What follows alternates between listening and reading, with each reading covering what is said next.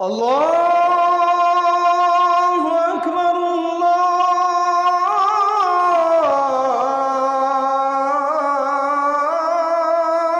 আকবার।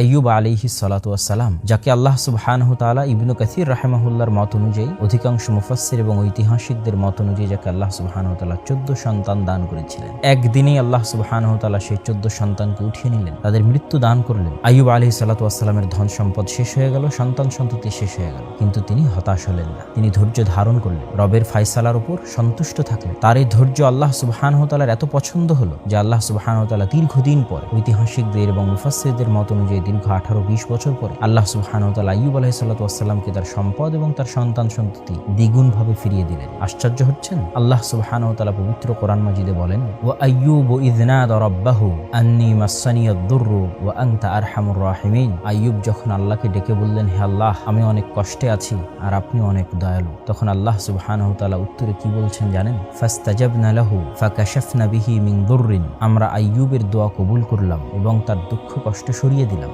শুধু কি তার দুঃখ কষ্ট সরিয়ে দিলাম? আল্লাহ সুবহানাহু ওয়া তাআলা আরো বলেন, ওয়া আতাইনাহু আহলাহু ওয়া মিসলাহুম মাআহুম। আমি আইয়ুবকে তার পরিবার ফিরিয়ে দিলাম এবং সে যা কিছু হারিয়ে ফেলেছিল তার সব ফিরিয়ে দিলাম দ্বিগুণ ভাবে। তথা আল্লাহ সুবহানাহু ওয়া তাআলা যদি তার 14 সন্তান উঠিয়ে নিয়ে থাকেন, তার আল্লাহ সুবহানাহু ওয়া তাআলা তাকে তার ধৈর্যের প্রতিদান স্বরূপ 28 সন্তান ফেরত দিলেন। আল্লাহু আকবার।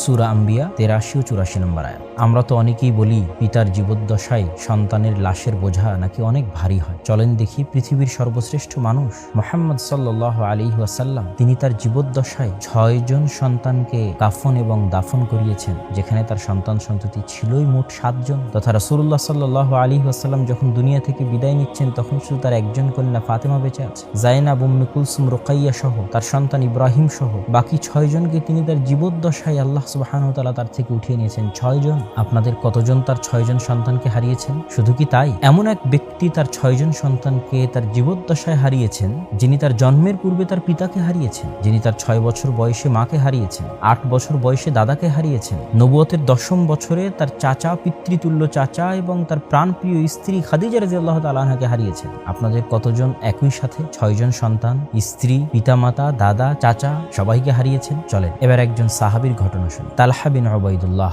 রাদিয়াল্লাহু তাআলা আন, তার স্ত্রী উম্মে সুলাইম, তাদের মাত্র একটি সন্তান। তালহা রাদিয়াল্লাহু তাআলা আনহু বাড়িতে ছিলেন না, সন্তানের মৃত্যু হল। উম্মে সুলাইম সন্তানের কাফন দাফনের ব্যবস্থা করে স্বামীকে জানতে দিলেন না যে সন্তান মারা গেছে। সম্পূর্ণরূপে সেজে গুছে, ঠিক যেভাবে বাসরাতে মেয়েরা সেজে গুছে যায়, সেভাবে তিনি সাজগোজ করে স্বামীর জন্য অপেক্ষায় থাকলেন। স্বামী আসলে তার সাথে সাংসারিক জীবনে গমন করলেন, যাতে আল্লাহ সুবহানাহু ওয়া তাআলা তার পেটে আরেকটি নেককার সন্তান দান করেন। সাংসারিক জীবন শেষ হলে তিনি তার স্বামীকে জানাচ্ছেন যে তার সন্তান মারা গেছে। তাদের এই সবর এবং আল্লাহর সিদ্ধান্তের উপর রাজি হওয়ার এই দৃষ্টান্ত রাসূলুল্লাহ সাল্লাল্লাহু আলাইহি ওয়াসাল্লাম এবং আল্লাহ সুবহানাহু ওয়া তাআলার অনেক পছন্দ হয়। রাসূল সাল্লাল্লাহু আলাইহি ওয়াসাল্লাম তাদের জন্য দোয়া করে দেন এবং পরবর্তীতে আল্লাহ সুবহানাহু ওয়া তাআলা তাদেরকে আরো নেক সন্তান দান করে। রাসূলুল্লাহ সাল্লাল্লাহু আলাইহি ওয়াসাল্লাম বলেন, যখন ফেরেশতারা আল্লাহ সুবহানাহু ওয়া তাআলার কোনো বান্দার সন্তানের জান কবজ করে, তখন আল্লাহ সুবহানাহু ওয়া তাআলা ফেরেশতাদের বলেন, কবাজতুম ওয়ালাদা আবদি কবাজতুম সামারাতা ফুআদি। তোমরা কি আমার বান্দার কলিজার টুকরাকে উঠিয়ে নিয়ে এসেছো? তখন ফেরেশতারা বলে, নাম,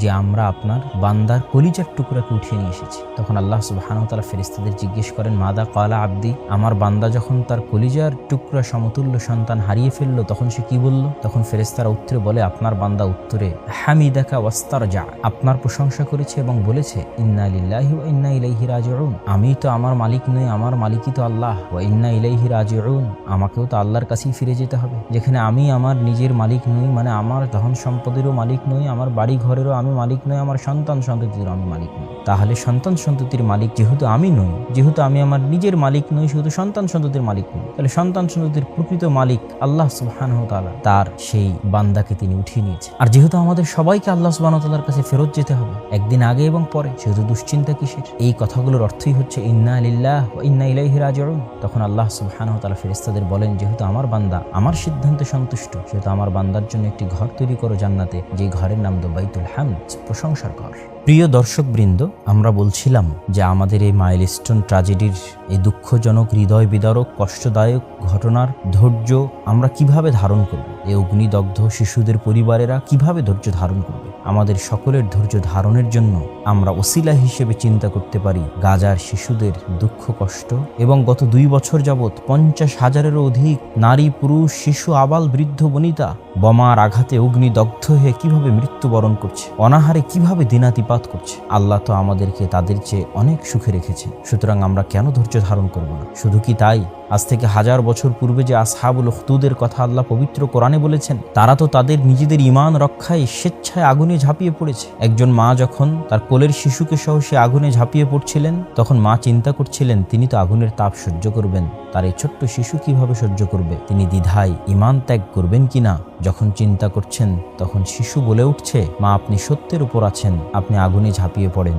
তখন মা শিশুকে সহ আগুনে ঝাঁপিয়ে পড়লেন এবং জ্বলন্ত আগুনে দগ্ধ হয়ে গেলেন ঈমান রক্ষার জন্য। তাদের এই ঘটনাগুলো থেকে আমাদের ধৈর্য এবং অনুপ্রেরণা খুঁজে নিতে হবে। একজন মুমিন বান্দার সফলতা এখানেই, যদি সে সুলাইমানের মতো রাজত্ব পায়, যদি সে সুলাইমানের মতো ধন সম্পদ টাকা পয়সা পায়, তখনও সে আওয়াব, বারবার আল্লাহর কাছে ফিরে আসবে, আল্লাহর শুকরিয়া আদায় করার জন্য অহংকারী হবে না। আর যদি সে আইয়ুবের মতো বিপদগ্রস্ত হয়, সন্তান সন্ততি হারিয়ে ফেলে, ধন সম্পদ হারিয়ে ফেলে, তখনও সে আওয়াব, বারবার আল্লাহর কাছে ফিরে আসবে, আল্লাহর কাছে আত্মসমর্পণ করবে, আল্লাহর সিদ্ধান্তের উপর ধৈর্য ধারণ করবে। এটাই মুসলিম এবং মুমিন। কেননা আল্লাহ সুবহানাহু ওয়া তাআলা বারবার আমাদের স্মরণ করিয়ে দিয়েছেন, ওয়া ইন্না ইলাইহি রাজিউন ওয়া ইন্না ইলা রাব্বিনা লামুনকালিবুন, যে আমরা অবশ্যই একদিন না একদিন আমাদের প্রতিপালকের নিকটে ফিরে যাবই, ফিরে যেতেই হবে, একদিন আগে অথবা একদিন পরে। অতএব প্রশান্ত হৃদয় আল্লাহ সুবহানাহু তাআলার শুকরিয়া আদায়কারী অবস্থায় অথবা আল্লাহ সুবহানাহু তাআলার ফায়সালার উপর ধৈর্য ধারণকারী অবস্থায় প্রশান্ত হৃদয়ে যেন আমরা আল্লাহর নিকটে যেতে পারি। আল্লাহ সুবহানাহু তাআলা আমাদের সেই তৌফিক দান করুক। আল্লাহুম্মা আমিন।